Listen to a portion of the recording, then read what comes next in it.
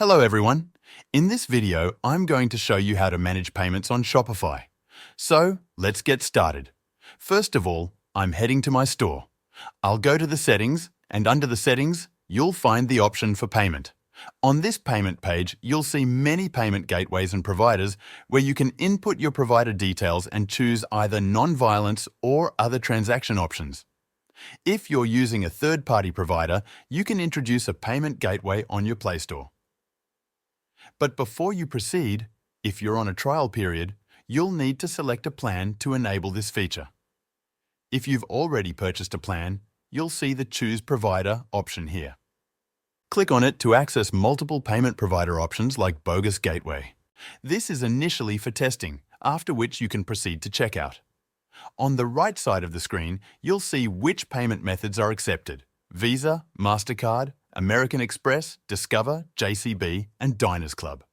UPI also plays a significant role in India, and through this gateway, you can process payments via Visa, MasterCard, American Express, and even Amazon Pay. Options like PayPal, Airtel Money, FreeCharge, Paytm, and others are also available for transactions. You can select any trusted payment gateway from here, and this will act as your third-party provider. When handling international transactions, PayPal enables cross-border payments. To activate it, just click Activate PayPal and link it with your account. Now let's move to alternative payment methods. These include additional third-party providers and post-payment options. For example, there are options like UPI and card payments, as well as net banking, wallets, and people-powered transactions. Next, there's the manual payment method, which includes non-online options like bank deposits or payments in your own name. This can be used for cases where the customer pays upon order receipt, activating cash on delivery without needing to enter additional online details.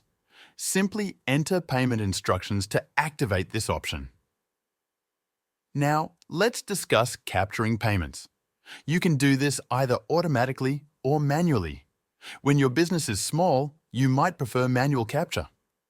If a customer places an order and you don't have the item available right away, you can choose to capture the payment when it's ready.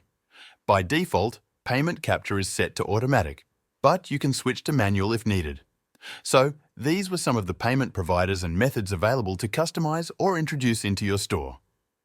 If this video helped you out, feel free to buy me a coffee using the link in the description.